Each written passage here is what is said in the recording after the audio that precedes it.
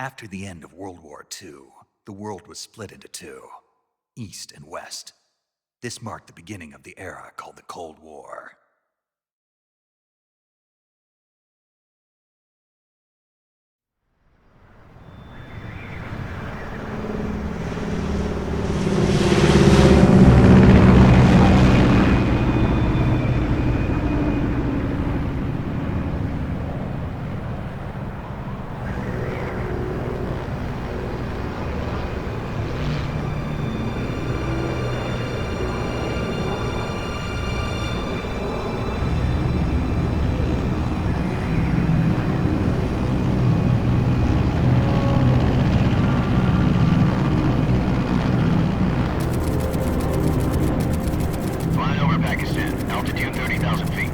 Approaching Soviet airspace.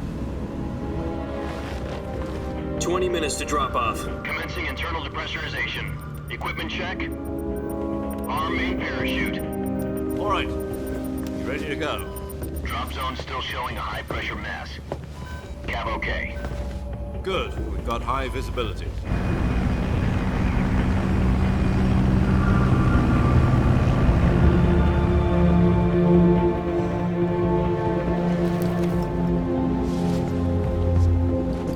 Put out that cigar. Connecting oxygen hose to interior connector. Put on your mask.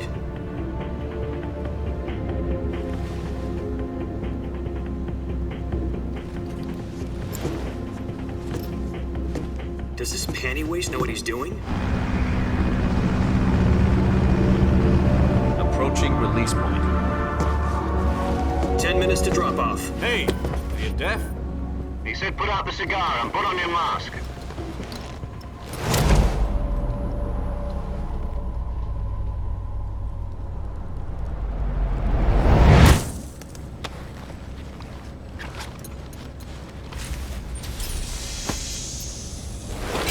Depressurization complete.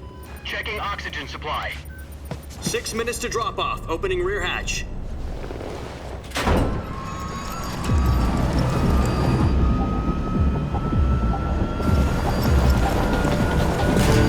Sunrise.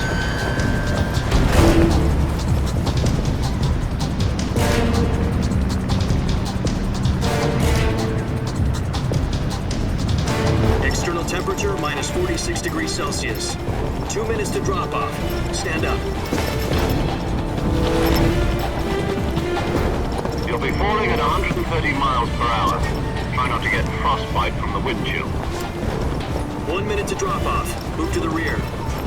Activate the air bottle. This is one for the history books. The world's first halo jump. 10 seconds to drop off. Stand by. Status okay. All green. Prepare for drop-off. Countdown. 5, 4, 3, 2, 1. Spread your wings And fly. God be with you.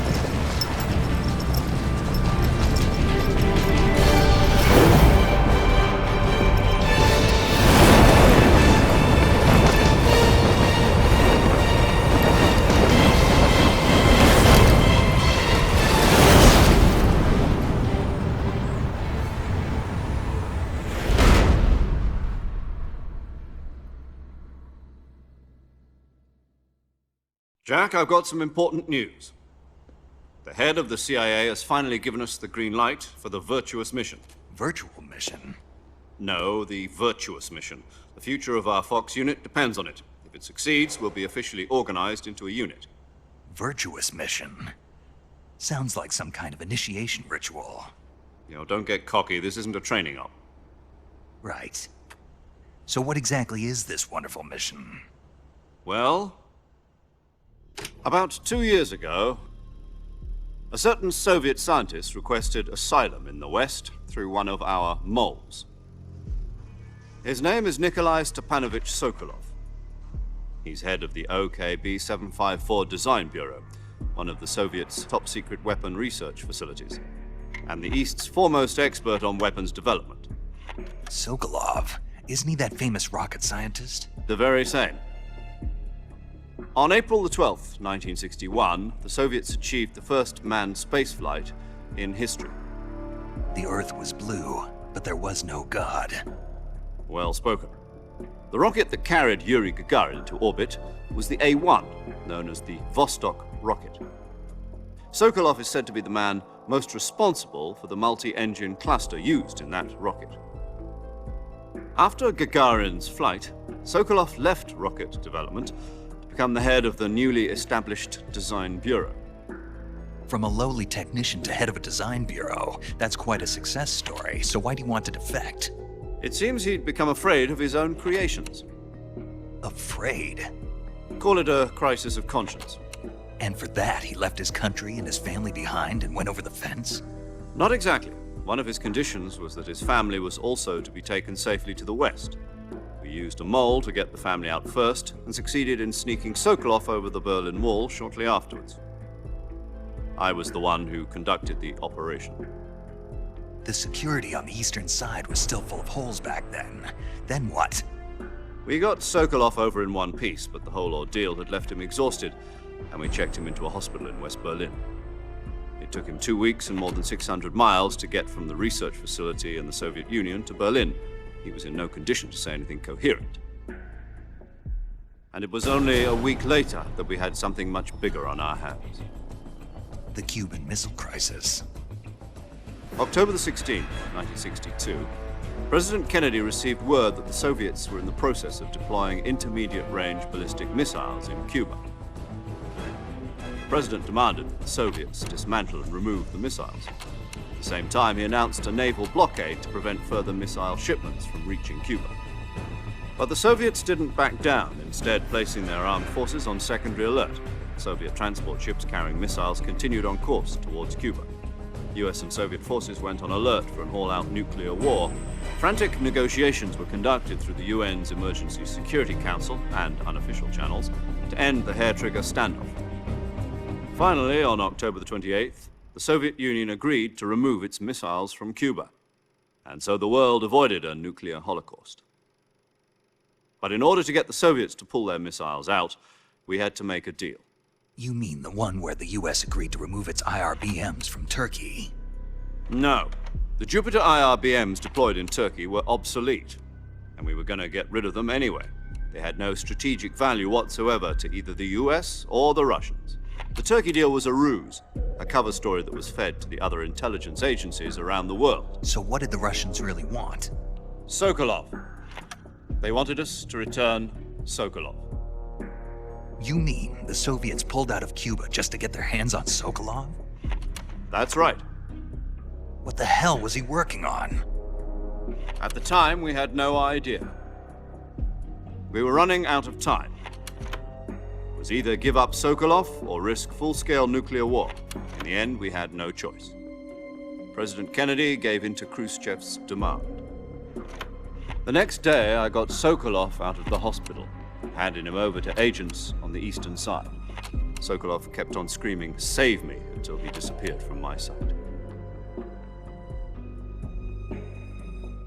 Then a month ago, we received some new information from one of our moles. About Sokolov? Yes. He was taken back to the research facility and forced to continue working on the weapon in question under KGB supervision. What's more, it's on the verge of completion. So what kind of weapon is it? Something to do with space rockets? No, missiles. Same technology. I guess you're right. We don't know the details, but it appears to be a new kind of nuclear device. For half a year now, the Soviets have been conducting frequent nuclear tests at Semipalatinsk. Something to do with the weapon, I assume. We're talking about a secret weapon so big that Khrushchev was ready to pull out of Cuba to get it back. Is Sokolov still in the facility? No. According to our intelligence, he's in Selinoyarsk, a place in the mountains about 3 miles to the west that's known as the Virgin Cliffs. The Virgin Cliffs. Nice name for a virtuous mission. They moved him there just recently. Why?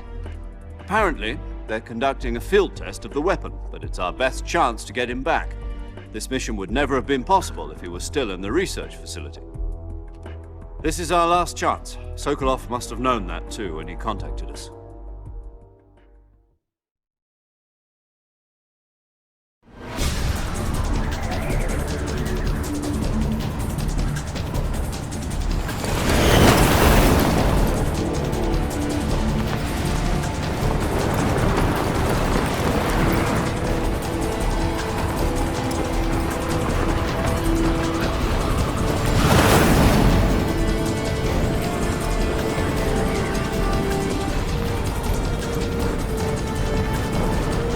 up, Jack. Your mission is to infiltrate Selino-Yarsk in the Soviet mountains, ensure the safety of Sokolov, and bring him back to the west.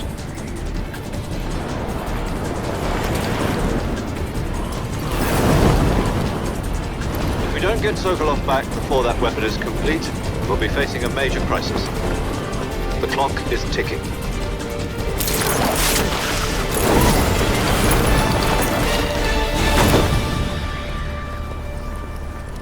Once we've confirmed the rescue of Sokolov, stand by at the recovery point. A recovery balloon will be dropped at that point. Helium will be pumped into the balloon to inflate it. The process takes about 20 minutes. Once it's complete, the gunship's arm will latch onto the balloon and pull it up. The Fulton surface-to-air recovery system. I'm familiar with the theory. Take it easy. It's been combat proven. Do you think Sokolov is up to it? The shock will be less than during a parachute jump, and the arm can handle up to 500 pounds. So you're planning on going over the border in a single combat Talon? She's equipped with two 6-barrel 20mm Vulcan cannons, as well as two 40mm machine guns. Sounds like she could hold her own against a battalion of tanks. Even with the fuel in the reserve tank, we're facing a 4-hour time limit. If all goes well, it shouldn't take more than a few hours. Home in time for dinner. But if anything goes wrong, you'll be eating dinner, breakfast, and all the rest of your meals in the jungle.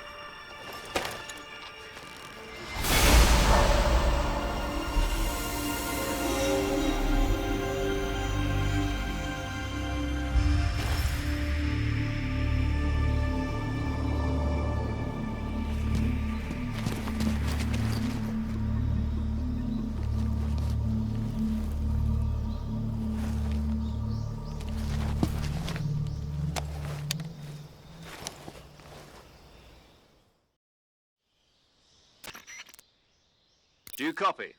You're already in enemy territory, and somebody might be listening in. From here on out, we'll be using code names to refer to each other. Your code name for this mission will be Naked Snake. I'll be referring to you as Snake from now on. You're not to mention your real name. Snake? Oh, you don't like snakes? What do you mean? Well, you've eaten one before, haven't you? In survival training. I'm glad to hear that. I don't know if I'd ever order one in a restaurant, but... Be careful, you might not have a choice. What about you, Major? What should I call you? Let's see. I'll be Tom. Call me Major Tom. This will be a sneaking mission. You must not be seen by the enemy. You must leave no trace of your presence. Is that clear? This kind of infiltration is the Fox unit's speciality. In other words, weapons and equipment are procured on site. That goes for food as well. You're completely naked, just as your name implies. Great. Now I see why you asked me if I liked snakes. I suppose calling me Snake was your idea of a joke, too. No. There's a good reason for that. I'll tell you later when the time is right. Gotcha. Getting back to the subject, how exactly am I supposed to feed myself? You've been issued a knife and a tranquilizer gun. Use them to hunt for food. You'll also find some medical supplies in your backpack. Yeah, about the backpack. I lost it in a tree on the way down. I see. Well, you'd better go back and get it then. You know where it is? No problem. I can see it from here. It's stuck on a branch. To climb a tree, stand in front of a tree that's covered in ivy and press the action button. I'll be monitoring your progress over the radio. We can't risk violating Soviet airspace, but I'll be in the gunship. My frequency is 140.85. I'll give you a call if I need to talk to you. If you need to talk to me, use the send function. Okay, Snake, go get your backpack.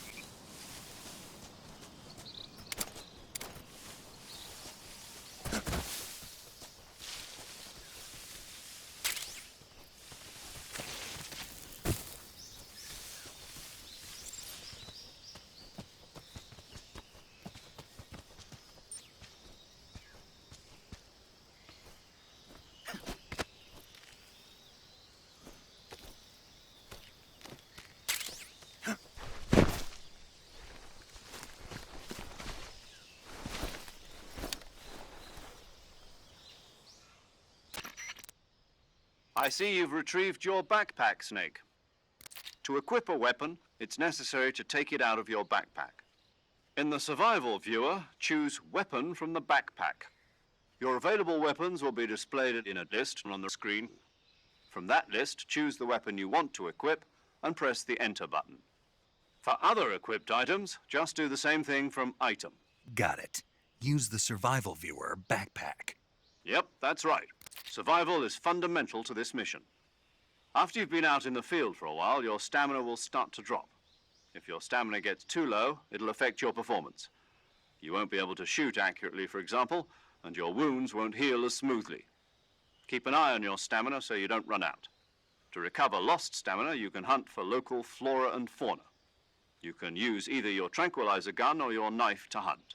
My only weapon is a Mark 22 Hush Puppy tranquilizer gun? That's right. It's been fitted with its own suppressor. However, the suppressor will deteriorate every time you fire. Once its durability reaches 0, the noise suppression effect will be gone. So don't get too trigger happy with it. The suppressor's durability is shown in the icon. Any weapons and equipment beyond what you're carrying now, you'll have to find as you go. I have to find my own weapons and equipment? Whose crazy idea was this anyway? Solo covert actions are standard Fox operating procedure. You can't leave any traces of your presence. No weapons, equipment, footprints, sweat, or bodily wastes. The same goes for bullets and cartridges, too. Your presence in enemy territory is already a violation of international conventions of warfare.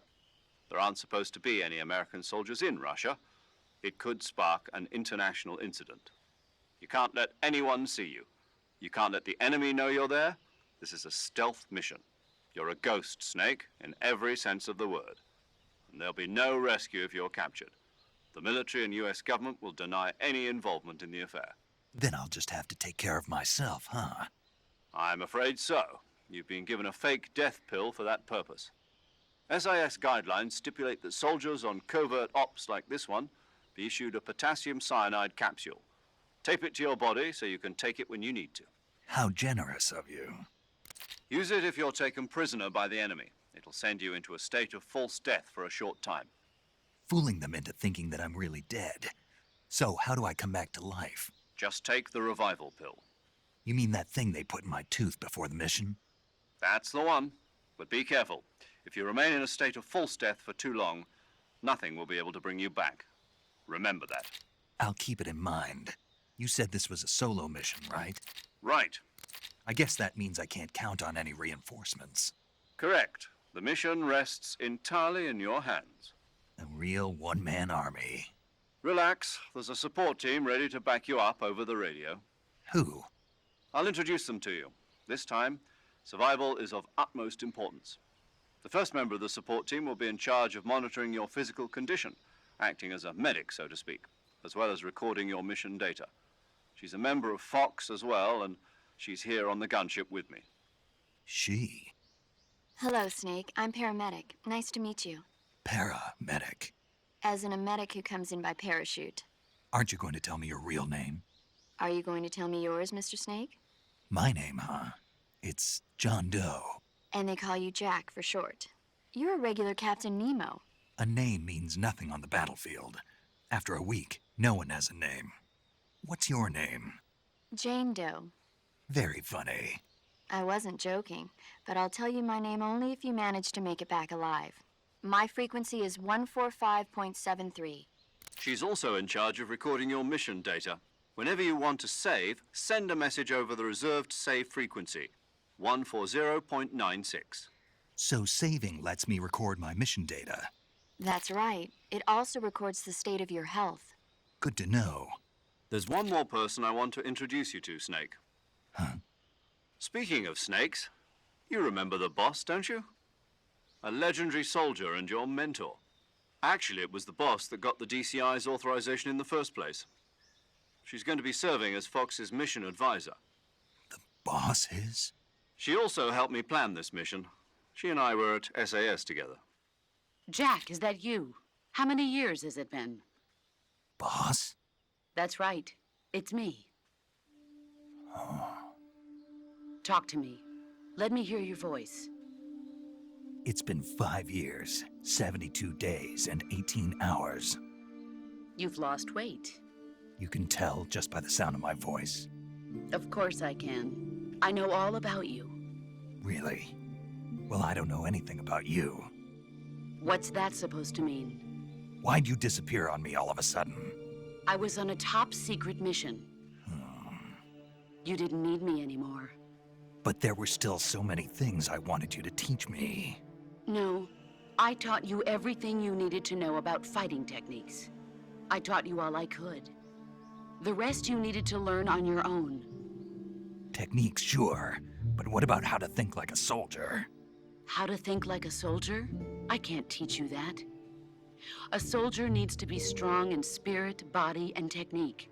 And the only thing you can learn from someone else is technique. In fact, technique doesn't even matter.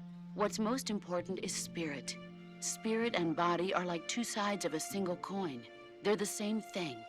I can't teach you how to think. You'll just have to figure it out for yourself. Listen to me, Jack.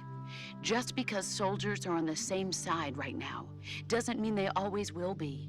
Having personal feelings about your comrades is one of the worst sins you can commit. Politics determine who you face on the battlefield. And politics are a living thing. They change along with the times. Yesterday's good might be tomorrow's evil. Is that why you abandoned me? No, it had nothing to do with you. I already told you, Jack. I was on a top secret mission. A soldier has to follow whatever orders he's given. It's not his place to question why. But you're looking for a reason to fight. You're a natural-born fighter, but you're not quite a soldier. A soldier is a political tool, nothing more. That's doubly true if he's a career soldier. Right and wrong have no place in his mission. He has no enemies and no friends. Only the mission. You follow the orders you're given. That's what being a soldier is. I do whatever I have to get the job done. I don't think about politics. That's not the same thing. Sooner or later, your conscience is going to bother you. In the end, you have to choose whether you're going to live as a soldier or just another man with a gun. There's a saying in the Orient, loyalty to the end. Do you know what it means? Being patriotic. It means devoting yourself to your country. I follow the president and the top brass. I'm ready to die for them if necessary. The president and the top brass won't be there forever.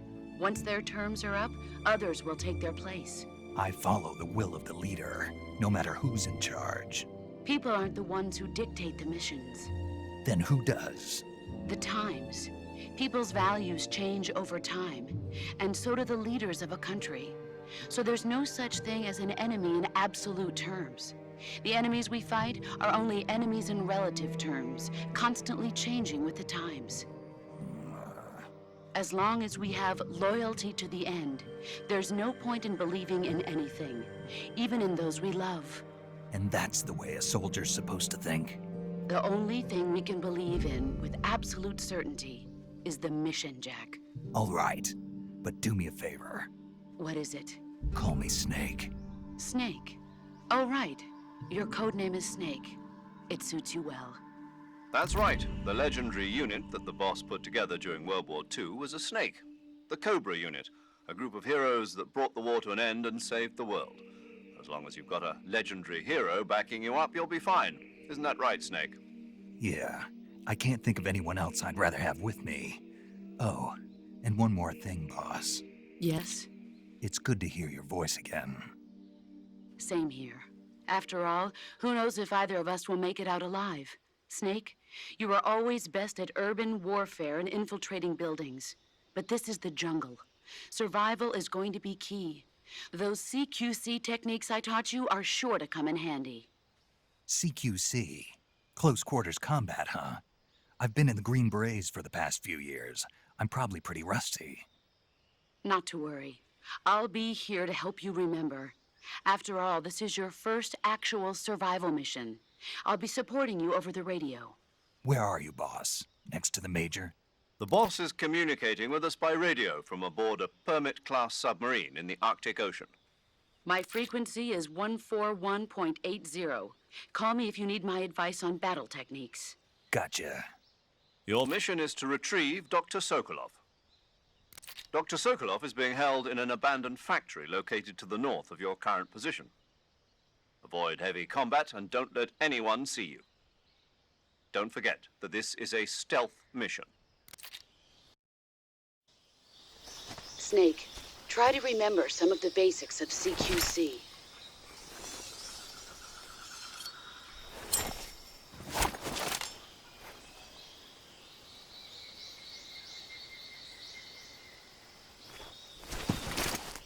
Commencing Virtuous Mission now.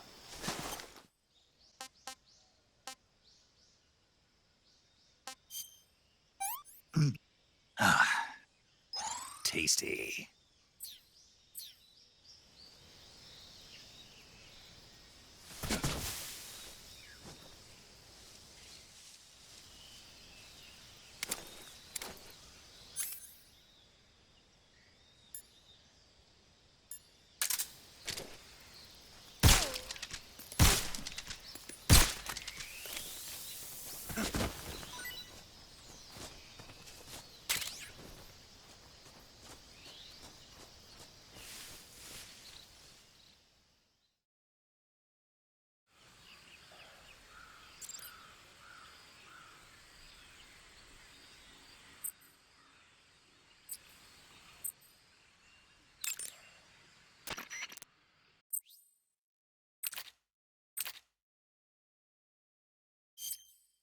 Saving the game, Snake?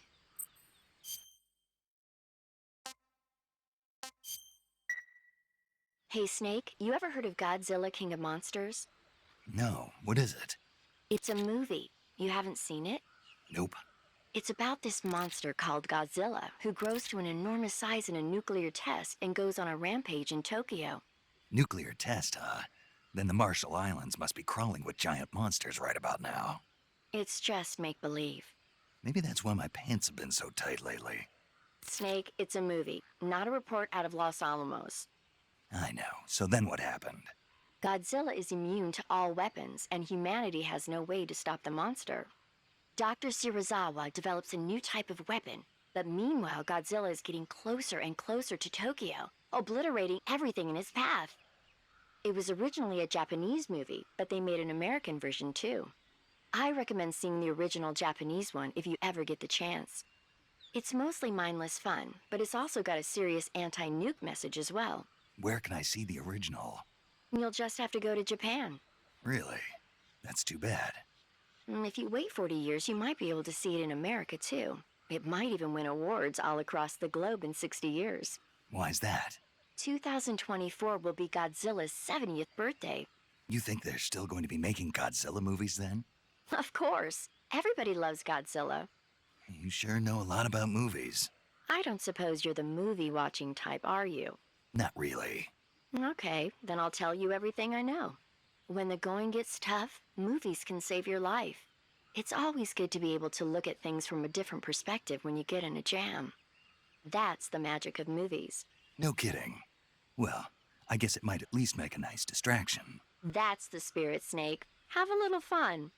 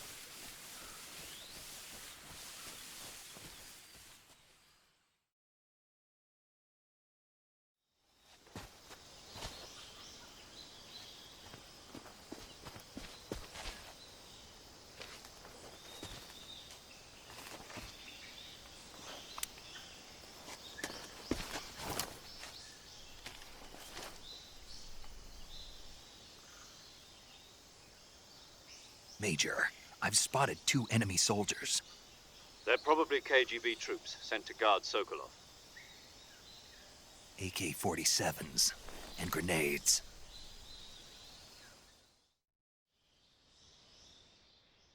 Snake, your presence in Soviet territory is already a violation of international law.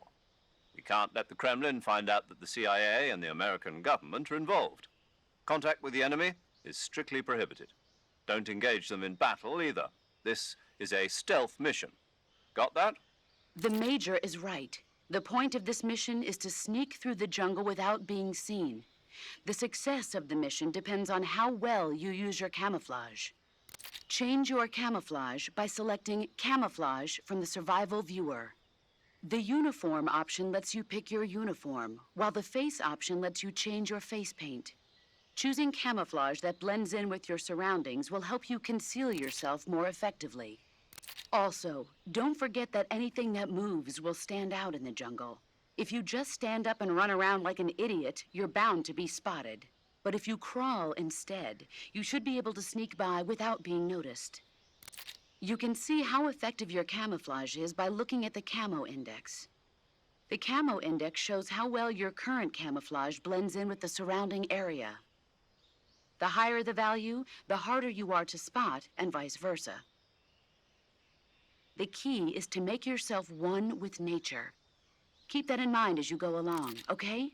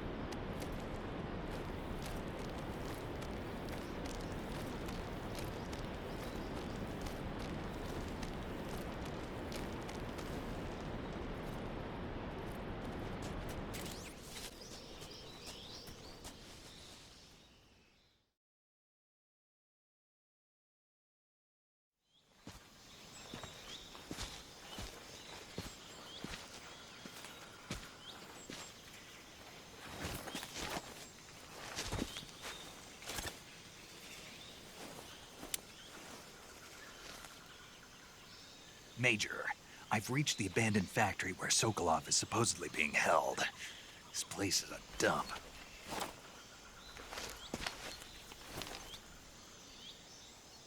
I can't see Sokolov from here. The security is pretty tight. There are sentries posted around the perimeter. I wonder how many are inside.